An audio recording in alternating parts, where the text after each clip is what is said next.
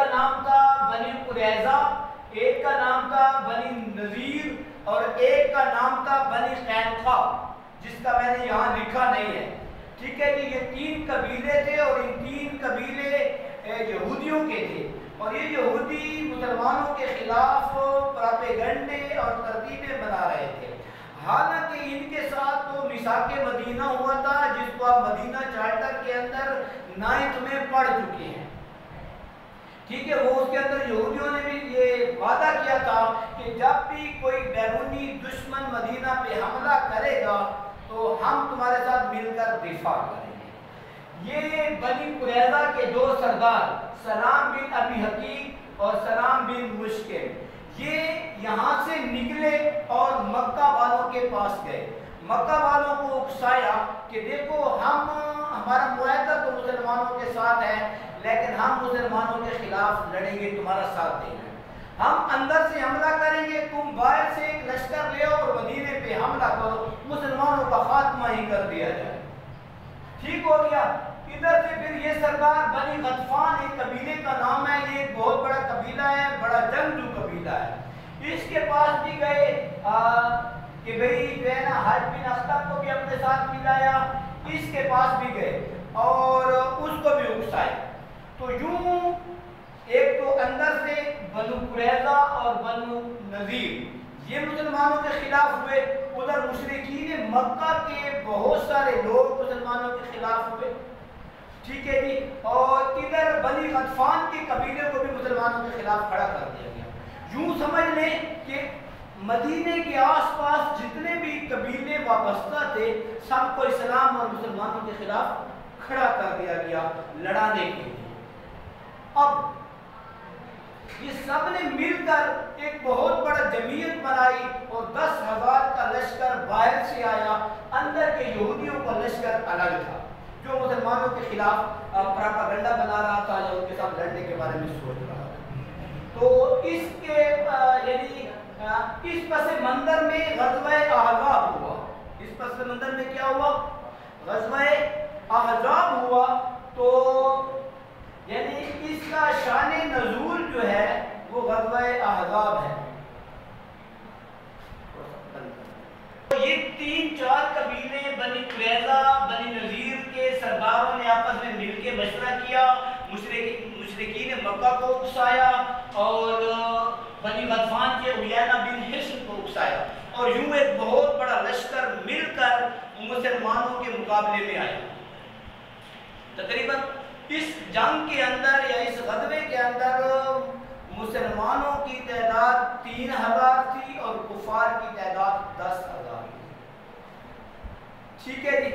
تو اب اور اندر کے جو دشمن تھے یہودی جنہوں نے ساتھ بات کی تھی اور اکثر میں ان کو اٹھا کر لائے تھے، وہ الگ دشمن تھے۔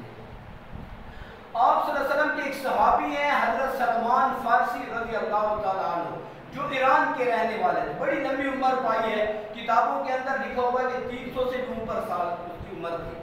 تو وہ جو صحابی تھے حضرت سلمان فارسی رضی اللہ تعالیٰ عنہ، وہ کیونکہ اسلام کی جنگوں سے پہلے بلکہ اسلام کی جنگوں کے وقت بھی ایران اور روم یہ 2 بڑی بڑی طاقتیں تھیں اور سپر پاور جن کی جنگیں ہوتی تھیں، اور جب کوئی شہر یا قلعہ کمزور ہوتا تھا تو اس کی حفاظت کے لیے وہ باہر سے ایک خندق کھود دیا کرتے تھے، اور اس خندق کے اندر یا تو وہ پانی چھوڑ دیتے تھے اگر پانی میسر ہوتا تھا، اگر پانی نہ چھوڑ دیتے تو پھر اس خندق کے اندر لکڑیاں ڈالتے اور آگ لگا دیتے، تو کوئی بھی بندہ اس کو عبور نہیں کر سکتا تھا۔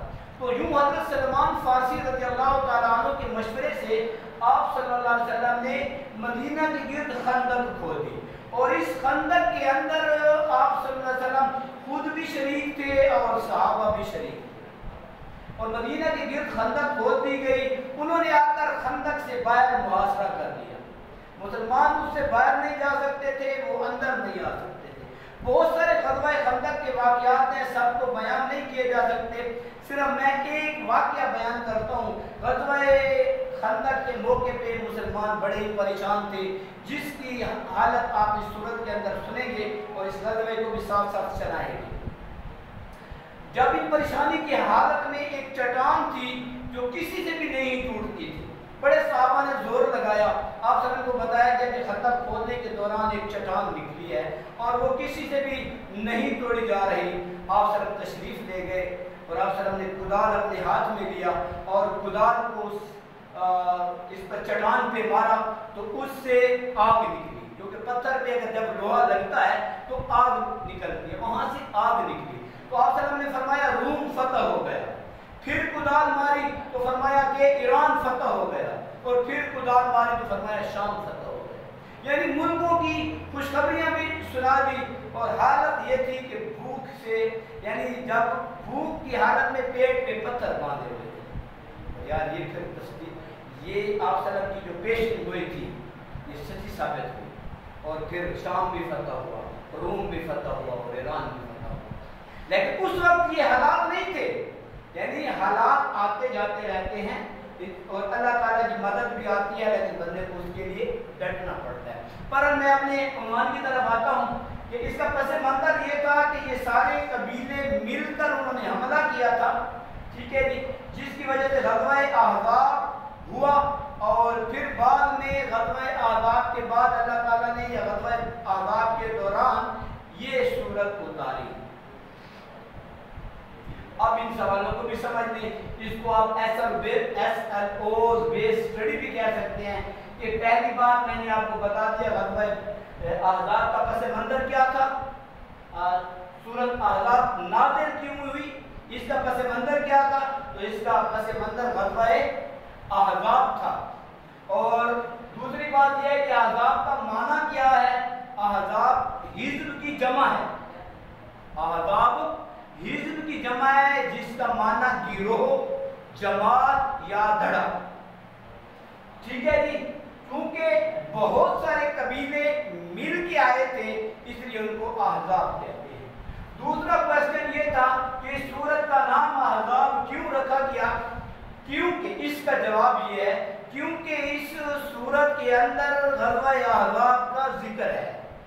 اس کا ذکر ہے بیٹا، غزوہ احزاب کا ذکر کیا گیا ہے، اس نسبت سے اس کا نام سورت احزاب رکھا گیا۔ ایک اور کوشچن بھی ہو سکتا ہے کہ غزوہ احزاب کا، ٹھیک ہے جی، دوسرا نام کون سا ہے، تو دوسرا نام غزوہ احزاب کا غزوہ خندق ہے۔ غزوہ احزاب تو اس لیے کہتے ہیں کہ بہت سارے قبیلوں نے مل کے مدینے پہ حملہ کیا، اور غزوہ خندق اس لیے کہتے ہیں کہ مدینے کی حفاظت کے لیے اس کے آس پاس خندق کھودی گئی، اور اس خندق کے اندر آپ صلی اللہ علیہ وسلم بنفس نفیس شریک تھے۔ بیٹا یہ پس منظر سمجھ آ گیا، یہ مفہوم، اس میں کوئی ایسی بات ہے جو سمجھ نہ آئے تو آپ پوچھ سکتے ہیں۔ Any one any question? خندق کو کھودنے کے لیے کتنے دن لگے؟ یہ تو مجھے ایگزیکٹ یاد نہیں ہے، اس کو دیکھنا پڑے گا، کافی سارے دن لگے تھے، ایگزیکٹ یاد نہیں ہے۔ اور کوئی کوسچن؟ خیر اس کو دیکھ لیں گے نیٹ پہ، پھر آپ کو بتا دیں گے۔ جی جی، غزوہ احزاب سے کون سا غزوہ مراد ہے؟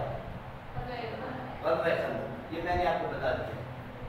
میں خیال میں آج کے لیے اتنا، آج کافی ہے اس سبق کے لیے، انشاءاللہ باقی نیکسٹ ایپیسوڈ۔ اللہ